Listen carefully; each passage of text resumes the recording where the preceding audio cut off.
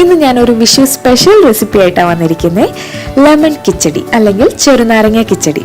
നമ്മൾ പലതരം കിച്ചടികൾ കഴിച്ചിട്ടുണ്ട്, ബട്ട് ഇതൊരു വെറൈറ്റി കിച്ചടിയാണ്. നമ്മൾ ചെറുനാരങ്ങ കൊണ്ട് ഉണ്ടാക്കുന്ന ഒരു കിച്ചടിയാണ്. കഴിക്കാനായിട്ട് നല്ല ടേസ്റ്റാണ്. ചോറിൻ്റെ കൂടെയൊക്കെ ഇത് സൂപ്പറായിരിക്കും. അപ്പോൾ നമുക്ക് ഈ സിമ്പിൾ ലെമൺ കിച്ചടി എങ്ങനെ ഉണ്ടാക്കണമെന്ന് നോക്കാം. കിച്ചടി ഉണ്ടാക്കാൻ വേണ്ടിയിട്ട് ഞാനിവിടെ 2 വലിയ ലെമൺ എടുത്തിട്ടുണ്ട്. ഇതിന് പകരമായിട്ട് ഒരു 5-6 ചെറുനാരങ്ങ എടുത്താൽ മതിയായിരിക്കും.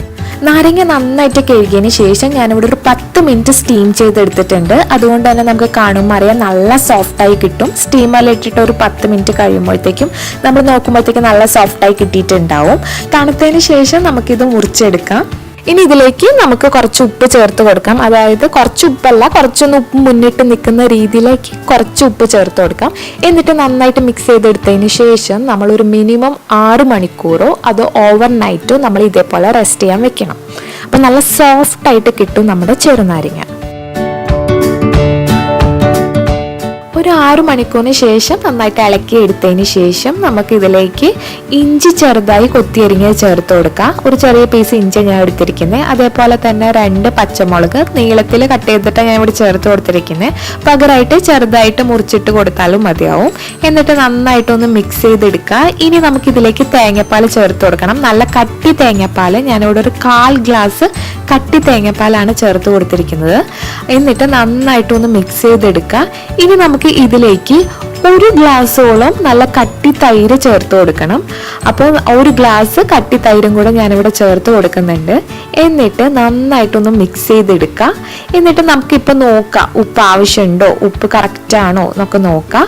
ഇനി ഇതിലേക്ക് നമ്മൾ അവസാനമായിട്ട് ഒരു ടീസ്പൂൺ പഞ്ചസാരയും കൂടെ ചേർത്ത് കൊടുക്കണം. അപ്പോൾ നമ്മുടെ ആ പുളിയും ഉപ്പും എല്ലാം കൂടെ ഒന്ന് ബാലൻസായി കിട്ടാൻ വേണ്ടിയിട്ടാണ് നമ്മൾ പഞ്ചസാര ചേർത്ത് കൊടുക്കുന്നത്.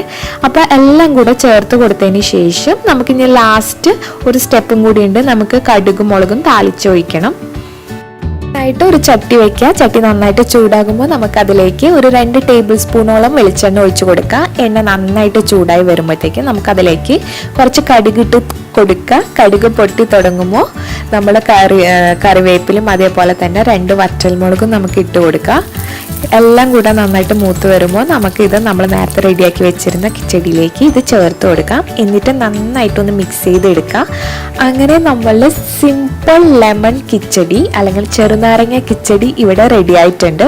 വളരെ പെട്ടെന്ന് തന്നെ നമുക്ക് ഉണ്ടാക്കിയെടുക്കാൻ പറ്റിയ ഒരു കിച്ചടിയാണിത്. എല്ലാവരും ട്രൈ ചെയ്ത് നോക്കണം. ആ നാരങ്ങ ഒന്ന് കുറച്ച് നേരം ഉപ്പിട്ട് വെക്കേണ്ട ഒരു ടൈം മാത്രമേ എടുക്കുന്നുള്ളൂ കൂടുതലായിട്ട്. അപ്പോൾ ഈ ഒരു സിമ്പിൾ റെസിപ്പി എല്ലാവരും ട്രൈ ചെയ്ത് നോക്കുമെന്ന് വിശ്വസിക്കുന്നു.